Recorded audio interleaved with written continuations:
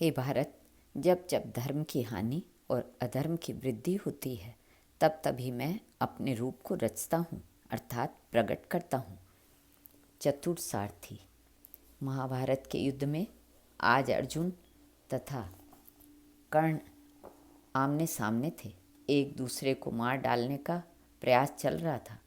सहसा कौरवों की प्रेरणा से कर्ण पूरी शक्ति लगाकर लगातार बाणों की वर्षा करने लगा। यह देख अर्जुन क्रोध से जल उठे। उन्होंने अनेक दमकते हुए बाण मारकर कर्ण के मर्म स्थानों को बींध डाला। इससे उसे बड़ी पीड़ा हुई।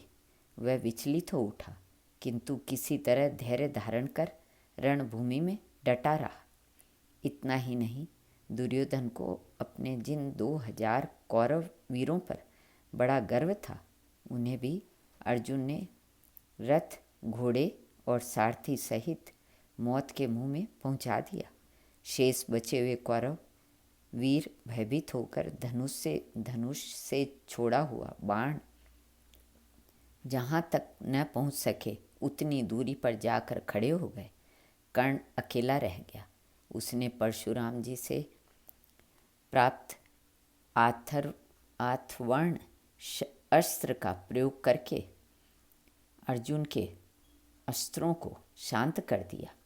अर्जुन और कर्ण आमने सामने थे। युद्ध करते समय वीरता, अस्त्र संचालन, मायाबल तथा पुरुषार्थ में कभी सूतपुत्र कर्ण बढ़ जाता था तो कभी अर्जुन। दोनों एक दूसरे पर तीव्र गति से प्रहार कर रहे थे। जो लोग युद्ध देख रहे थे, वे दोनों ही प्रशंसा कर अपने अपने अनुसार कर रहे थे। युद्ध करते करते कर्ण जब किसी भी तरह अर्जुन से बढ़कर पराक्रम न दिखा सका तो उसे अपने सर्पमुख बाण की याद आई। वह बाण बड़ा भयंकर था। आग में तपाया होने के कारण वह सदा दैदीप्यमान रहता था। अर्जुन को ही मारने के लिए कर्ण ने उसे बड़े यत्न से और बड़े दिनों से सुरक्षित रखा था। वह नित्य उसकी पूजा करता और सोने के तरकश में चंदन के चूर्ण के अंदर उसे रखता था। उसने सोचा कि अर्जुन पर इसके बिना विजय पाना कठिन है, इसलिए उसने पूर्ण उत्साह के साथ उसी बाण को धनुष पर चढ़ाया और अर्जुन की ओर ताक कर निशाना ठीक किया। उस समय कर्ण के सारथी शल्य ने जब उस भयंकर बाण को धनुष पर चढ़ा हुआ देखा तो कहा, कर्ण, तुम्हारा यह बाण अर्जुन के कंठ में नहीं लगेगा। जरा सोच विचार कर फिर से निशाना ठीक करो, जिससे यह मस्तक काट सके। यह सुनकर कर्ण की आंखें क्रोध से उद्दीप्त हो उठी। वह शल्य से बोला, मद्राज, कर्ण 2 बार निशाना नहीं साधता। मेरे जैसे वीर कपटपूर्वक युद्ध नहीं करते। यह कहकर कर्ण ने जिस सर्पमुख बाण की वर्षा से पूजा की थी, उस बाण को अर्जुन की ओर छोड़ दिया और अर्जुन का तिरस्कार करते हुए उच्च स्वर में कहा, अर्जुन, अब तू मारा गया।